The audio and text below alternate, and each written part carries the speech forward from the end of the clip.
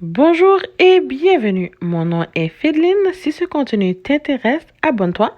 Si tu penses que ça pourrait intéresser à ton entourage, alors partage. Ici Fédeline, on va parler. Let's go! Donc, le sujet d'aujourd'hui, je vais vous parler de qu'est-ce qui peut tuer l'amour selon vous. Donc, il y a 9 choses que je vais élaborer avec vous, 9 types de choses qui pourraient peut-être faire que vous pourriez perdre l'amour de votre vie ou vice-versa. Alors, si vous voyez certaines de ces choses, essayez de les changer, essayez de les améliorer parce que vous pourrez perdre votre amour selon les 9 choses que je vais vous élaborer.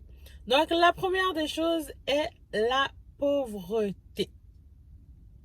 Savez-vous que la pauvreté pourrait vous faire perdre votre amour? De quelle manière? Donc, il y a certaines personnes, ou nous, les êtres humains, on aime surtout le luxe. Donc, on aime voir lorsqu'on est avec quelqu'un ou penser qu'on pourrait être avec quelqu'un et voir que cette personne-là pourrait nous apporter quelque chose de meilleur. Donc, quelque chose qui est mieux que qu'est-ce qu'on a déjà. Alors, pour vous donner un exemple clair, donc, je sors avec toi ou votre conjoint, votre conjointe est avec vous. Qu'est-ce que vous pensez de la personne qui, lorsque vous voulez avoir un projet, qui n'arrivera peut-être pas à vous aider? La distance. Au tout début, c'était beau, c'était bien. Je t'écrivais, tu m'écrivais. Tu vas au travail, tu m'écris, tu m'appelles, je te manque, tu me manques. Je sors avec des copains, je ne peux pas rester dehors parce que, bon, j'ai hâte de retrouver ma femme ou mon homme. Après 6 mois, 1 an, 2 ans, 10 ans, 15 ans, 20 ans de mariage, ou juste une habitation conjointement, tu n'écris plus la personne lorsque tu sors. Tu vas travailler, plus de messages. Tu rentres à la maison, tu restes sur les réseaux sociaux, tu ne dis même pas bonjour à ton homme ou à ta femme. Tu sors, tu ne lui dis pas où est-ce que tu vas. Tu as des projets, mais tu ne lui en parles pas. Ça, c'est un facteur qui pourrait effectivement tuer l'amour. Parce que la personne, au tout début, se rappelle de la manière qu'elle était ou qu'il était important pour toi. Mais à la toute fin, après un nombre de temps de relation, tu décides de juste, bon, changer, mais tu vas perdre cette personne. Parce que le moment où tu ne l'écris pas, ou tu ne l'as pas écrit, ou tu ne l'as pas appelé, quelqu'un d'autre le fera pour toi. Peut-être que cette personne-là va y penser, ou peut-être que cette personne-là n'ira pas plus loin que d'écrire. Mais le manque que tu causes à ton conjoint ou à ta conjointe, quelqu'un d'autre va le combler. Bien sûr. Alors, on évite un peu d'être distant. Et ça arrive des fois, on a besoin d'un peu d'espace pour nous-mêmes. Mais il faut toujours faire attention. Faire attention ne veut pas dire que je ne pourrais pas prendre du temps pour moi-même. Bien sûr, en prenant du temps pour soi-même, des fois, on pense justement à tout ce que je viens d'élaborer et on va dire, oh mince, j'aurais dû ou j'aurais pu. Mais il ne faut jamais attendre lorsqu'il est trop tard pour dire, oh mince, je viens de perdre la personne que j'aime. Autre chose, le mensonge. Arrêtez de mentir à la personne avec qui vous êtes. Vous faites une erreur, dites à cette personne la vérité.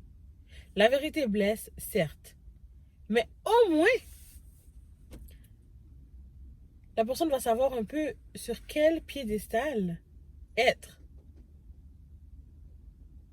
C'est sûr que ce n'est pas facile. Donc, vous savez, le caractère invivable,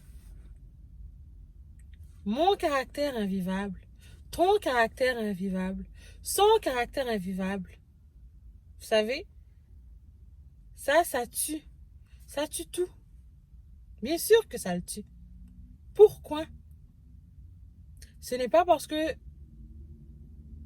je ne suis pas soumise ou je ne dis pas tout le temps que je suis parfaite que ça veut dire que je n'ai pas de caractère, moi.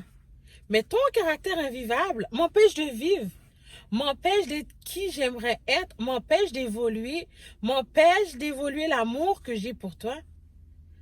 Avec ton caractère invivable, ça devient pénible. Pénible pour toi, pénible pour moi, pénible pour notre couple. Alors, si tu vois que tu as un caractère qui déplaît et que la personne avec qui tu es te le dit, change. Change un peu.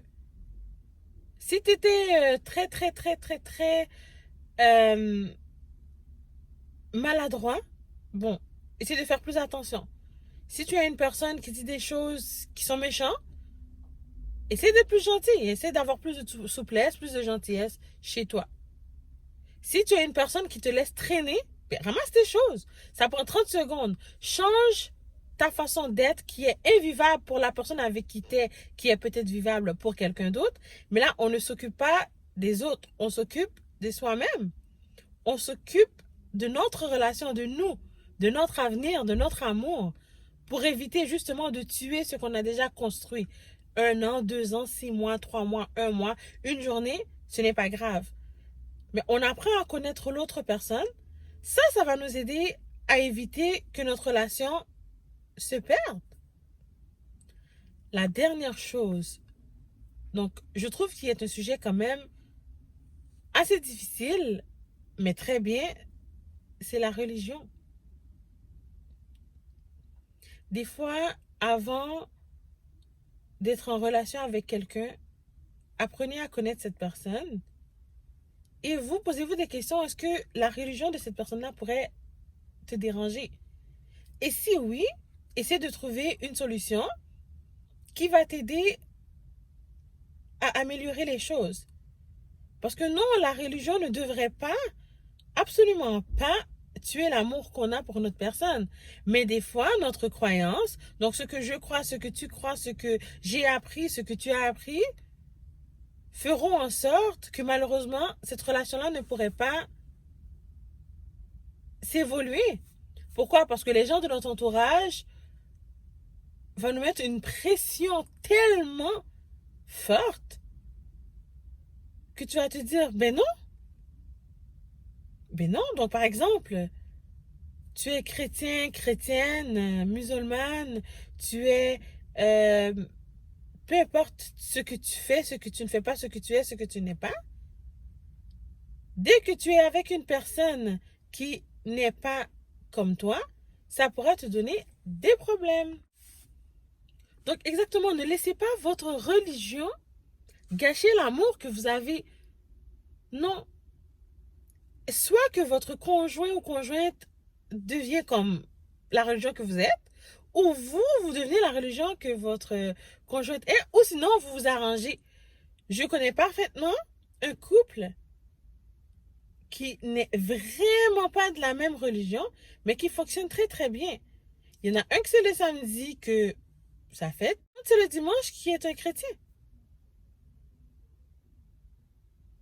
Donc, cette personne-là qui fête son sabbat le samedi, et l'autre personne qui est catholique, qui va à l'église le dimanche. Donc, le samedi, le mari décide un samedi sur deux, ça fait le sabbat avec sa femme. Et la femme décide qu'un dimanche sur deux, ça va à l'église avec son mari. Donc, de cette manière, je m'intéresse à toi, tu t'intéresses à moi. Donc, ça va empêcher que notre relation se brise. Alors, si vous, dans les 9 choses que je viens d'élaborer, vous voyez qu'il y a une des choses chez votre partenaire ou chez vous, par exemple, vous voyez que c'est un problème, essayez de le changer. Essayez de faire autrement. Parce que vous allez souffrir et vous pourrez perdre votre amour. Donc, j'espère que vous avez aimé se parler. cette conversation, parce que vous savez qu'ici, avec Fedeline, ben, on va parler. J'espère que vous avez aimé ça. J'espère que vous avez aimé mes conseils. C'est vraiment selon moi. C'est vraiment selon mes recherches. C'est vraiment selon mes expériences. C'est vraiment selon mon entourage, ce que je lis, ce que je vois. À toutes les fois dont vous allez voir des vidéos sur cette chaîne, c'est vraiment selon moi. Il n'y a vraiment rien qui est dite ou écrite par quelqu'un qui est autorisé. C'est vraiment moi. C'est vraiment ce que je pense. Alors, si vous voulez vraiment continuer à me regarder, surtout, n'oublie pas de t'abonner à cette chaîne, pèse la cloche de notification et partage les vidéos pour qu'un prochain ou une prochaine personne puisse voir et entendre ce que j'ai à dire. Si ceci t'a intéressé, mets le pouce bleu et je te dis à très bientôt. Et Fedeline, on va se parler une autre fois. Bye!